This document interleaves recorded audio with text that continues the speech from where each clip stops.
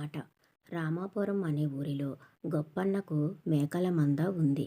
ప్రతిరోజు ఆ మేకను మేత కోసం అడవికి తీసుకువెళ్ళేవాడు. ఆ మందలో ఒక మేకకు పిల్ల పుట్టింది. పుట్టిన పిల్ల అప్పుడప్పుడు మంద నుంచి బయటకు వెళ్ళిపోయేది.